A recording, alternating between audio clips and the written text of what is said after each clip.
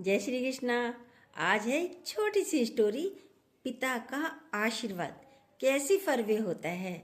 सुनिए, बहुत छोटी सी स्टोरी है। जब मृत्यु का समय निकट आया तो पिता ने अपने पुत्र धर्मपाल को बुलाकर कहा कि बेटा, मेरे पास तेरे को देने के लिए कुछ नहीं है जो मैं तुझे दे सकूं, पर मेरे जीवन भर की सच्चाई प्रामाणिकता से काम करना, मैं उसका आशीर्वाद तुम्हें दे रहा हूँ। तुम्हें आशीर्वाद देता हूँ कि तुम जीवन में बहुत सुखी रहोगे और धूल को भी हाथ लगाओगे तो सोना बन जाएगी। पिता ने आशीर्वाद दिया, बेटे के सर पर हाथ रखकर। बेटे ने सर झुकाकर पिताजी के पैर छुए। पिता ने सिर पर हाथ रखकर आशीर्वाद दिया और संतोष से अपने प्राण त्याग दिए। अब घर का खर्च बेटे धर्मपाल को संभालना था। उसने एक छोटी सी ठेला गाड़ी पर अपना व्यापार शुरू किया और धीरे धीरे व्यापार बढ़ने लगा। एक छोटी सी दुकान ले ली। ठेला गाड़ी के बाद उसने एक दुकान ले ली और व्यापार और बड़ा हो गया। अब नगर के संपन्न लोगों में उसकी गिनती होने लगी। उसको विश्वास था कि ये सब मेरे पिता के आशीर्वाद के कारण है, क्योंकि उन्होंने जीवन में दुख उठाया पर कभी धैर्य नहीं छोड़ा, श्रद्धा नहीं छोड़ी, प्रामाणिकता नहीं छोड़ी। इसलिए उनकी वाणी में बल था और उनके आशीर्वाद फलीभूत हुए और मैं सुखी हुआ। उसके मुंह से बार बार यह बात निकलती थी। एक दिन एक मित्र ने पूछा, तुम्हारे पिता में इतना बल था तो उन्होंने स्वयं संपन्न क्यों नहीं हुए? सुखी क्यों नहीं हुए? वे सुखी क्यों नहीं हुए? धर्मपाल ने कहा, मैं पिता की ताकत की बात नहीं कर रहा, मैं उनके आशीर्वाद की ताकत की बात कर रहा हूँ। इस प्रकार वह बार बार पिता के आशीर्वाद की बात करता था तो लोगों ने उसका नाम ही रख दिया बाप का आशीर्वाद। धर्मपाल को इससे बुरा नहीं लगता था जरा भी। वह कहता था, मैं अपने पिता के आशीर्वाद के काबिल निकलूं, यही चाहता हूँ। उनके आशीर्वाद के काबिल बन सकूं, ये ही चाहता था। ऐसा करते हुए कई साल बीत गए। वह विदेशों में व्यापार करने लगा। जहाँ भी व्यापार करता उसे लाभ ही लाभ होता। उसके मन में आया कि मुझे लाभ ही लाभ होता है तो मैं एक बार नुकसान का अनुभव भी करूं। तो उसने अपने एक मित्र से पूछा, ऐसा व्यापार बताओ जिससे मुझे नुकसान हो। और नुकसान कराने वाले मित्र बहुत सारे दुनिया में मिल जाएंगे। मित्र को लगा इसको अपनी सफलता का और पैसों का घमंड आ गया है। इसका घमंड दूर करने के लिए उसने एक धंधा बताया कि इसको जिसे नुकसान ही नुकसान हो जाए। तो उसने उसको बताया कि तुम भारत में लौंग खरीदो और जहाज में भरकर अफ्रीका के जंजीबार में जाओ। भारत से लौंग खरीदकर जंजीबार देश में जाओ। जंजीबार तो लौंगों का देश था। वहां से लौंग भारत आती थी।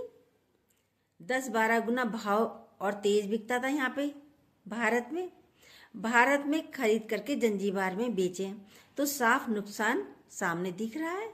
यदि वहां बेचेगा तो नुकसान होगा। परंतु धर्मपाल ने तय किया कि मैं भारत से लौंग खरीदकर जंजीबार खुद लेकर जाऊंगा। देखूं कि पिता के आशीर्वाद में कितना दम है। नुकसान का अनुभव लेने के लिए उसने भारत में लौंग खरीदी और जहाज में भरकर खुद उसके साथ जंजीबार द्वीप पहुंचा।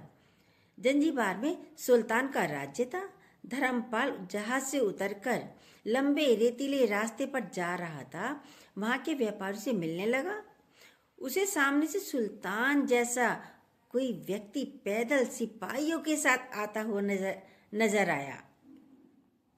उसने किसी से पूछा, ये कौन है? तो उन्होंने कहा, ये सुल्तान है। सुल्तान ने उसको सामने देखा, उसका परिचय पूछा।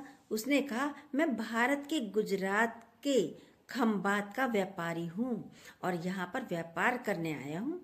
सुल्तान ने उसको व्यापारी समझकर उसका आदर किया और उससे बात करने लगे। धर्मपाल ने देखा कि सुल्तान के साथ सैकड़ों सिपाही हैं, परंतु उनके हाथ में तलवार, बंदूक आदि कुछ भी न होकर सबके हाथ में छलनियां हैं। उसको आश्चर्य हुआ।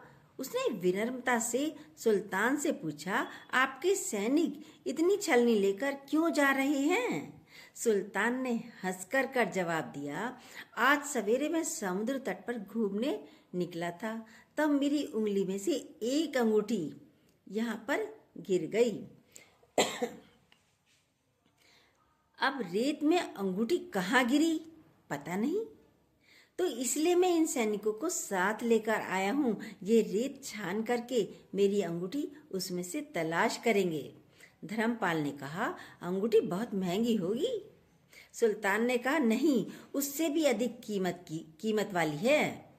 अनगिनत अंगूठी मेरे उससे भी अधिक कीमत वाली अनगिनत अंगूठियां मेरे पास पड़ी हैं, पर वह अंगूठी एक फकीर का आशीर्वाद है। मैं मानता हूँ मेरी सल्तनत इतनी मजबूत और सुखी उस फकीर के आशीर्वाद से है, इसलिए मेरे मन में उस अंगूठी का मूल्य सल्तनत से भी ज्यादा है। इतना कहकर सुल्तान ने फिर पूछा, बोलो सेठ, आप क्या माल लेकर आए हो? धर्मपाल ने कहा कि लौंग। सुल्तान के आश्चर्य का ठिकाना नहीं रहा। लौंग का ही तो देश है, यहाँ लौंग बेचने आए हो? किसने आपको ऐसी सलाह दी जो लौंग यहाँ लाकर बेचो? जरूर वह कोई आपका दुश्मन होगा।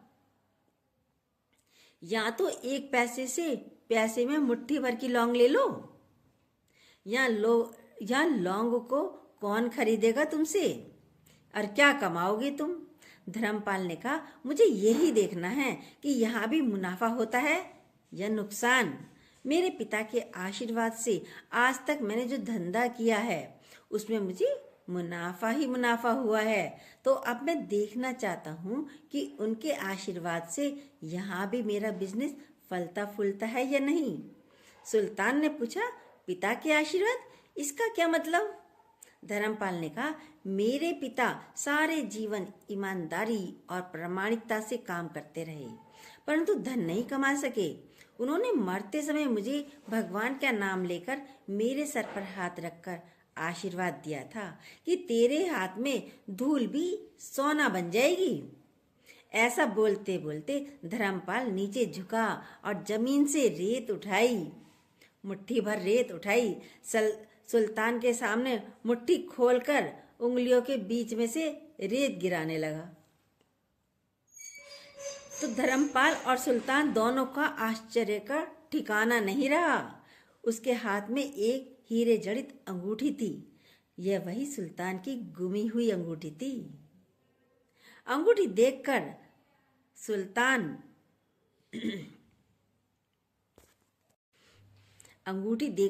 सुल्तान बहुत प्रसन्न हो गया।